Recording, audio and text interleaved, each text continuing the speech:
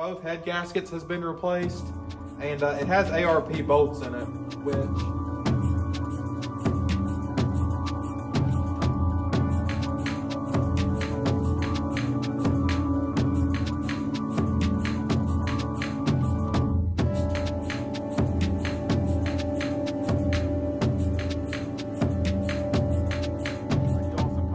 that, and I feel like it would really help the channel, but we're gonna make. Hey guys, welcome back to the channel. So today we got a pretty fun project. I'm always excited to get a 6-liter in here. We work with 4.8s and 5.3s a lot, but we've done a few 6-liters here lately. I think this is the third one we've done this month actually, or within the last 30 days, but this is a Gen 3 6-liter. It's a buddy of mine brought it to me. We're going to completely rebuild it and put it in a 2000 GMC truck. It's going in a 4-wheel drive, but we're going to get the engine tore down today in this video. I'm going to do kind of a detailed video on that, just a simple tear down. I'm kind of excited because I was looking at the engine and I noticed both head gaskets has been replaced, and it has ARP bolts in it, which I'm not saying there is anything done to this engine, but that's kind of like, why would they do that? I don't know, who knows? I'll give y'all a closer look. But I was just looking at it and I seen the blue like Felpro style gasket. And I don't know if you can see here on top of the head bolts look funny. Well, they're not the factory bolt. You can see ARP on top of them. But other than that, the engine just looks completely stock, like it came out of a, like a higher mileage truck. Supposedly it has 127,000 on it. But who knows? We're going to tear it down and see. I'm pretty excited and see if we find any goodies. This intake looks like it was thrown on here, and same with the exhaust. So I would not be surprised if this hasn't been in like a swap vehicle or something like that, and they just put this back on here for factory appearing. It does not have a flex plate. This flex plate was completely shattered that was on here. So that may be, there may be something to that, but I'm gonna just buzz the exhaust and intake off real quick, and then I'm gonna get a detailed video on tearing the rest of it down.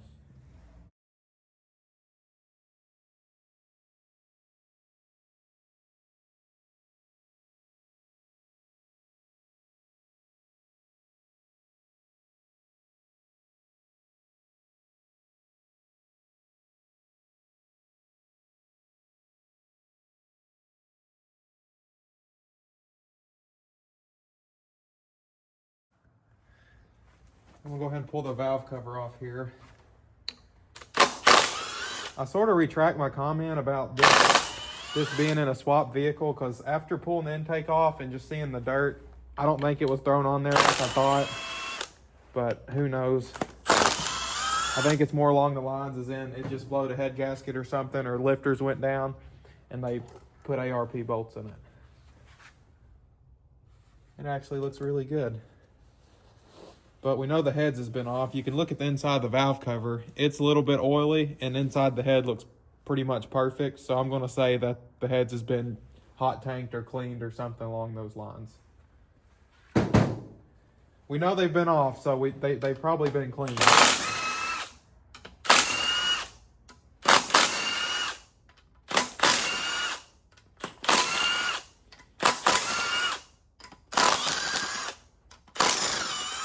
The springs look stock. Actually, maybe not. We'll see about the push rods. No, that's a factory push rod. They look awful nice.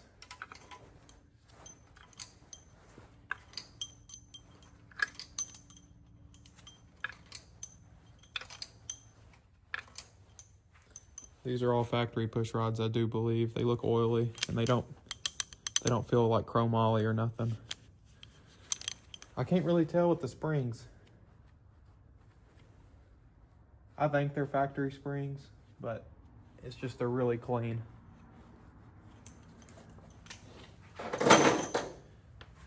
We'll move over to the other side and do the same.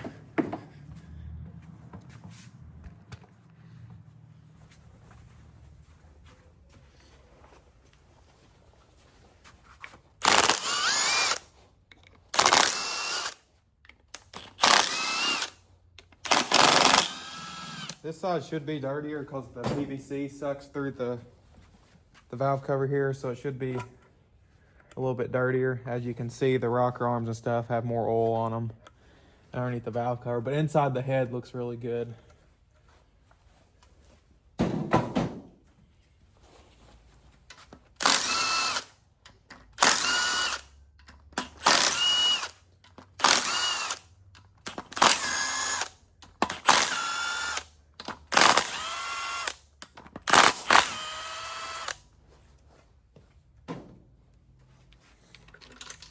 Uh-oh, that's a problem.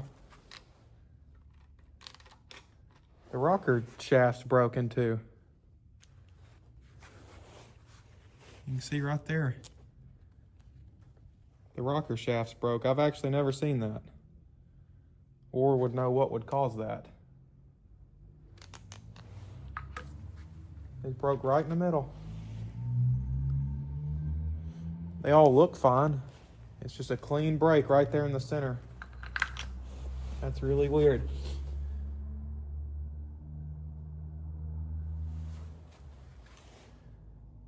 Let's see what the push rods look like. You never know what you're going to find whenever you tear stuff apart, especially stuff that someone's been into. I would much rather go behind a wore out GM engine than something that someone's had apart or put together themselves. We're going to completely rebuild this. I think if the cylinder walls look okay, we're going to leave the rings and pistons in it. But other than that, it's going to have new bearings and all that. That spring looks a little weird. One of the little coils on it look like it's sticking out, but other than that, it looks okay. You can see inside the head here, it'll be a cleaner picture. ARP right there on top of the bolts. And those are, most time you do those bolts if you're like upgrading or adding horsepower or turbo or forced induction application. But inside the heads look very well, but the rocker assembly, it's normally one piece that holds all of your rockers on each side, and this one was broke right there in the middle. So I don't know what that really means. I don't guess it would hurt anything. They're bolted down through the rocker arm, but I don't know how it would break. I don't know what would put pressure right there in the center to break the rocker arms, but I'm gonna get the head bolts loose here and I'll pick back up whenever I'm fixing to pull the head off.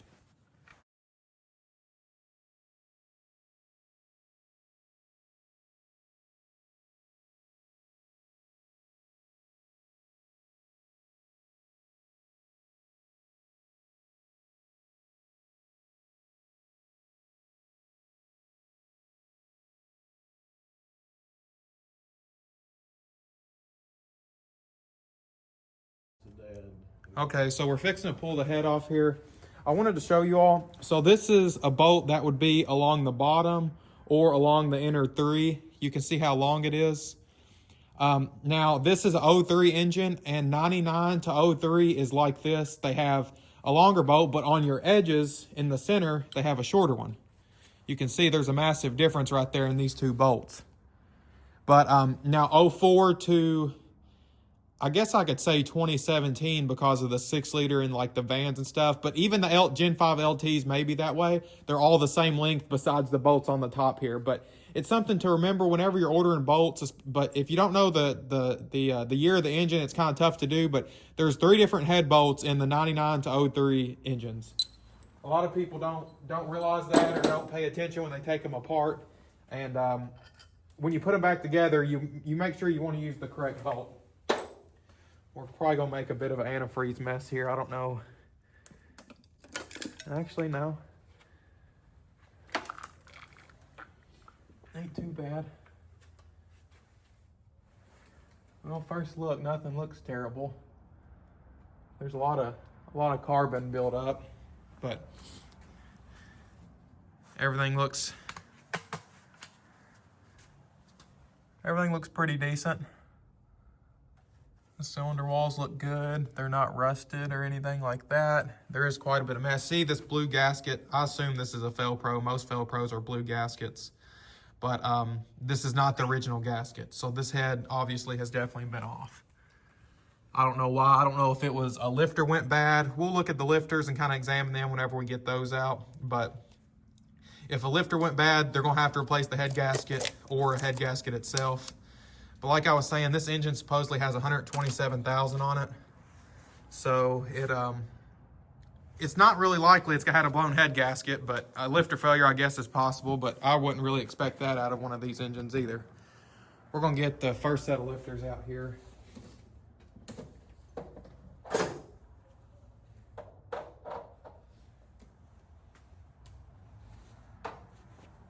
But 127,000 gets confused with 227 quite often.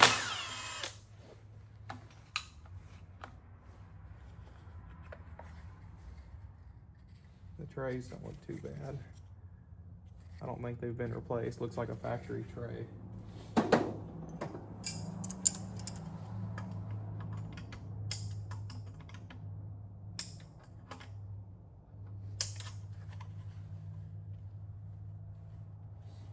I have to go get a pair of needles here.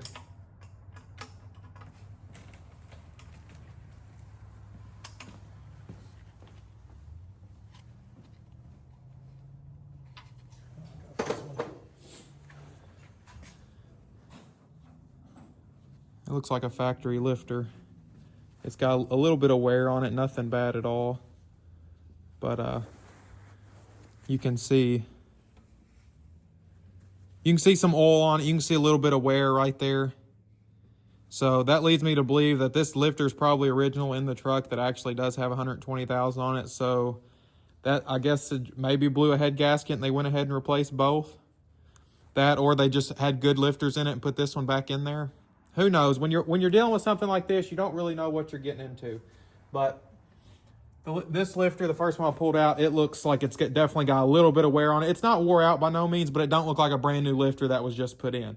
But then again, there was also some rust on the head bolts, so I do not think that this was, and you kind of look at the gasket, I don't think this was a recent head gasket fix. I think it was done a while ago, but with this low of mileage, you wouldn't suspect anything of like that needing to be done. But I'm gonna get the rest of the lifters out here and then we'll work on getting the other head off.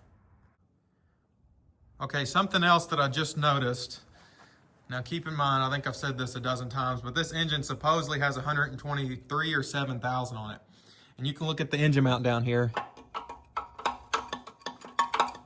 That's completely broken. I will say, I forgot to say this. The person, and we knew this buying the engine, but the flex plate back here was completely shattered, like completely shattered. It didn't even have, like, it was, the bolts was in it and the bolts was holding the center, but the rest of it was in pieces. And I don't know if that, I don't really know how that happens. It could have been a car wreck. The engine mount being bad, you never know there. That could be something to do with a wreck too. This one feels, well, it's shot too, really. It ain't as bad, but that's normally not stuff that happens with 120,000 miles. So I'm really leaning that this engine it's had a different life, or somebody has gotten confused on what it's come out of. Which, when you're buying used engines off Marketplace, that happens all the time. We're gonna see what we get underneath this head. But I will say the engine does rotate freely. It spins freely and everything like that seems good. The head dowels are pressed way far in the block.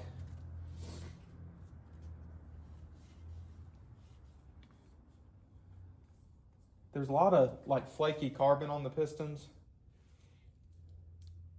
These are multi-layer steel head gaskets, but they're blue, which I assume they're a Felpro gasket. I know for a fact they're not original. But everything looks good, and as you can see, the engine spins over freely.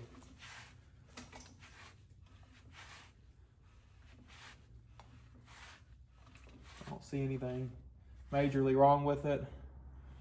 In my opinion, the real sign is going to be, if this has been into, whenever we pull the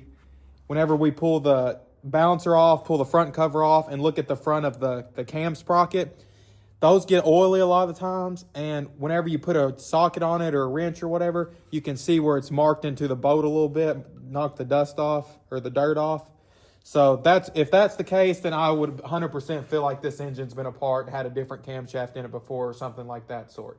If that looks original, then maybe they just had a lifter go down, or it blew a head gasket. But I'm really excited to get the front cover off, because I believe that's going to be a telltale sign that if the camshaft's been out of it, then you know something's been up with it. But we're going to do that next, and I'll pick back up and we can see how that goes. So I've got the oil pan off here, and there's, I don't know if it'll focus. There we go. You all can see right there, there's like metal shaving, like a big like twisty metal thing like from a drill bit in the oil pickup tube, which that ain't good. And I was looking in the pan, there was quite a bit of metal in it, and I don't know if I'll be able to find it, but there's more of that like drilled metal in the bottom of the oil pan. I can't find it. It was in the oil. And then also there was a needle bearing in there, like out of a rocker arm. So none of those things is good at all. I don't really understand, because the rocker arms look fine, but there's a needle bearing and there's a bunch of metal shavings that are inside the pickup tube and the oil pan. That's just not normal. You can see that piece of metal right in there. That ain't normal. That ain't looking too terribly good for this engine. But that's what we're dealing with. Good thing we're going to rebuild it. This is what you get some of the times whenever you're dealing with a marketplace engine. Guys, we picked this engine up off Marketplace. My buddy drove a few hours to get it. And I'm not saying it's a bad engine, but there's definitely problems with this. I wouldn't buy this expecting this to run properly. But I just wanted to pick up and show you all what I found, the metal in the oil pan and the metal in the pickup tube. So this definitely needs to be cleaned up good and completely flushed. So that'll be good, but we'll make sure that's all cleaned out. Obviously, we're putting a new oil pump on it, and we're going to clean the oil pan very well. Okay, so we're heating the crank bolt here. I just decided to go ahead and heat it. I haven't even tried to put the impact on it, but the last few ones I've done, they've all been stuck. But hopefully this one will come out okay. Now if you heat this too much, you can damage your front main seal. Okay, so we're replacing the front seal, so we're not worried about that. But you don't want to sit here forever and get it super hot, and then take a chance on damaging it. So we'll try that. It is a 24 millimeter.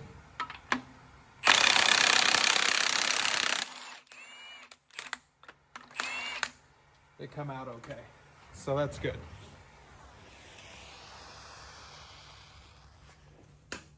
We're going to take our longer bolt, thread in here. Probably don't want to touch that. Put it down on the concrete. We're going to take our longer bolt, thread in here.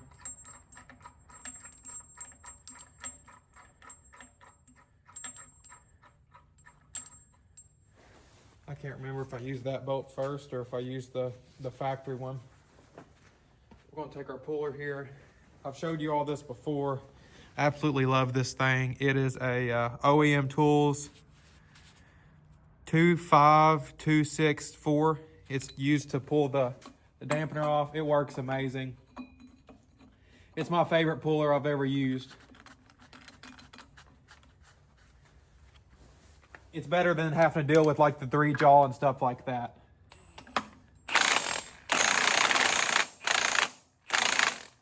We're going to pull it back a little bit, loosen it up. So guys, the reason you want to use a longer bolt is so you can back this out and it still has plenty of threads in the crank. You don't want to pull, I'll show in a minute, but you don't want to pull on the last couple threads of the crank and risk stripping it out. That's not something you even want to get into, because that can be catastrophic. So use the longer bolt when doing this and putting it back on.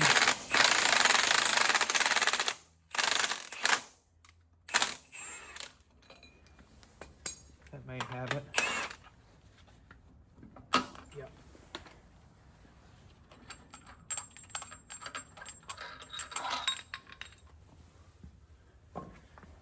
I'll show you all real quick. So here is the factory bolt. And here is my aftermarket bolt that I got. I don't know if you can see there, but it is a decent bit longer. This is more like an LS9 style bolt for a, like that would be used on an application that has a blower dampener on it. So LS9, LSA, stuff like that, they have a longer crank bolt. And I believe that aftermarket bolt is the correct measurements for that. So we're gonna get the front cover off here. As greasy as these bolts are, they don't look like they have been out.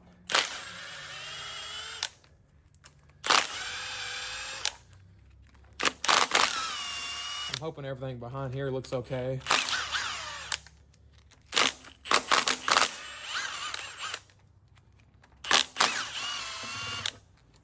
But you all are gonna get to see here with me.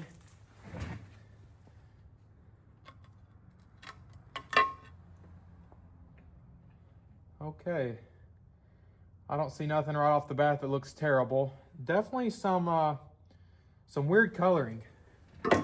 It's almost like a really light gray. I've never seen that before. It almost looks like overspray, like a primer overspray. But one of the main things I wanted to look at here is the front of this engine where the cam sprocket goes on. Now, this, you can look at the bolts here. This does not look like it's ever been off. So that leads me to believe maybe this engine is factory and someone just replaced the head gaskets and bolts on it. Let's take this off here.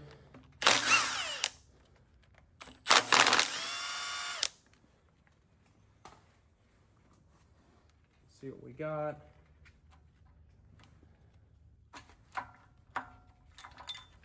And that is, that looks like the factory cam retainer.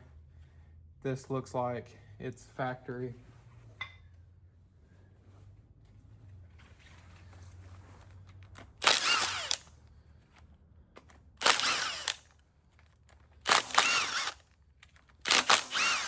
Now when assembling this engine, I will go over all this. But this plate right here, there was actually some water behind it, which we did wash this, but this gasket, it goes completely flat after it's set on there a long time. Now this is what blocks the oil. It comes through the lifters and it hits this plate. It keeps it from coming out of the front of the engine. If this right here is leaking, it'll you'll lose oil pressure. So whenever you change cams, you have to replace the cam retainer plate. Something else I just noticed, there's some scarring on this.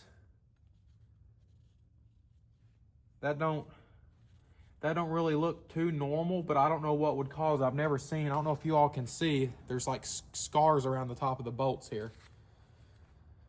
So that's something interesting. I may have to go grab maybe I can use one of these bolts. I normally use a water pump bolt. Okay, so the lifters are out of the engine, guys, so we don't have to worry about them falling into the oil pan. But normally I would take, I believe it's 5/16 dowel rods and put in here. And that way the lifters would not fall, like if it's in the truck or something. That felt a little tight.